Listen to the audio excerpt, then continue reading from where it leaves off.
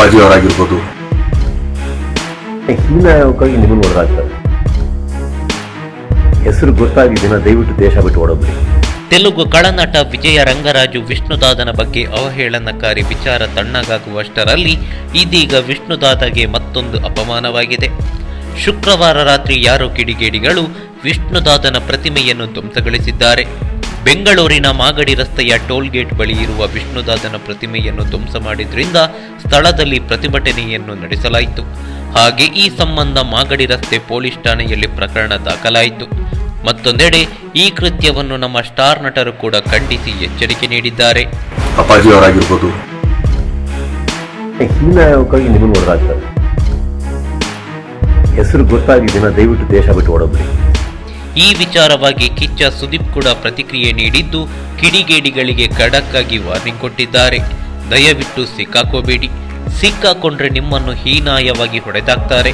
ನಿಮ್ಮ ಹೆಸರು ಬರ್ತಿದ್ದಂತೆ ದೇಶ ಬಿಟ್ಟು ಓಡಿ ಹೋಗಿ, ಹೀಗೆ ಒಂದಿಷ್ಟು ಮಾತುಗಳನ್ನು ಸುದೀಪ್ ಹೇಳಿದ್ರು.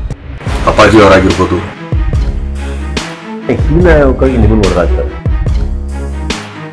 ಹೆಸರು ಗೊತ್ತಾಗಿ ದಿನ ದಯವಿಟ್ಟು ದೇಶ ಬಿಟ್ಟು ಓಡೋದ್ರಿ. ಇನ್ನು ನಮ್ಮ ಡಿ ಬಾಸ್ ಕೂಡ ಈ ಘಟನೆಯನ್ನು ಖಂಡಿಸಿದ್ದು, ತಮ್ಮ ಸಾಮಾಜಿಕ ಜಾಲತಾಣಗಳಲ್ಲಿ ಕರ್ನಾಟಕದಲ್ಲಿ ಅತಿಯಾಗಿ ಪ್ರೀತಿಸೋ ಆರಾಧಿಸೋ ವ್ಯಕ್ತಿಗಳಲ್ಲಿ ಮುಂಚೂಣಿಯಲ್ಲಿ ನಿಲ್ಲುವ ನಮ್ಮ ನಲ್ಮೆಯ ಸಾಹಸ ಸಿಂಹ ಡಾಕ್ಟರ್ ವಿಷ್ಣು ಸರ್ ಪುತ್ಥಳಿಯನ್ನು ಯಾರೋ ಕಿಡಿಗೇಡಿಗಳು ಯಾರೂ ಇಲ್ಲದ ಹೊತ್ತಿನಲ್ಲಿ ಧ್ವಂಸ ಮಾಡಿರುವುದು ನಾಚಿಕೆಯ ಸಂಗತಿ.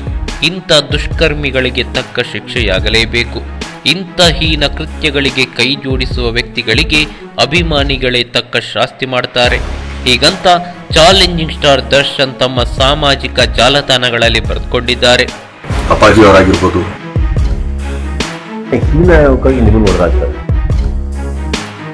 ಹೆಸರು ಗೊತ್ತಾಗಿ ದಿನ ದಯವಿಟ್ಟು ದೇಶ ಬಿಟ್ಟು ಓಡೋದ್ರಿ. ಈ ಮಾಹಿತಿ ನಿಮಗೆ ಇಷ್ಟವಾಗಿದ್ರೆ ಲೈಕ್ ಮಾಡಿ, ಶೇರ್ ಮಾಡಿ, ಹಾಗೆ ನಿಮ್ಮ ಅನಿಸಿಕೆ ಅಭಿಪ್ರಾಯಗಳನ್ನು ಕಾಮೆಂಟ್ ಬಾಕ್ಸ್ ನಲ್ಲಿ ಬರೆಯಿರಿ. ನೀವು ನಮ್ಮ ಕೋಸ್ಟಲ್ ಕನ್ನಡ ಯೂಟ್ಯೂಬ್ ಚಾನಲ್ಗೆ ಸಬ್ಸ್ಕ್ರೈಬ್ ಆಗಿಲ್ಲ ಅಂದ್ರೆ ದಯವಿಟ್ಟು ತಕ್ಷಣವೇ ಸಬ್ಸ್ಕ್ರೈಬ್ ಬಟನ್ಗೆ ಕ್ಲಿಕ್ ಮಾಡಿ. ಹಾಗೆ ನಮ್ಮ ಪ್ರತಿ ಅಪ್ಡೇಟ್ಸ್ಗಳನ್ನು ಶೀಘ್ರದಲ್ಲೇ ತಿಳಿಯಲು ಪಕ್ಕದಲ್ಲಿರೋ ಬೆಲ್ ಐಕಾನ್ಗೆ ಕ್ಲಿಕ್ ಮಾಡಿ. ಹಾಗೆ ನಮ್ಮ ಹೆಚ್ಚಿನ ಅಪ್ಡೇಟ್ಸ್ಗಳಿಗಾಗಿ ಕೋಸ್ಟಲ್ ನೆಟ್ವರ್ಕ್ ಫೇಸ್ಬುಕ್ ಪೇಜ್ಗೆ ವಿಸಿಟ್ ಮಾಡಿ. ಧನ್ಯವಾದಗಳು.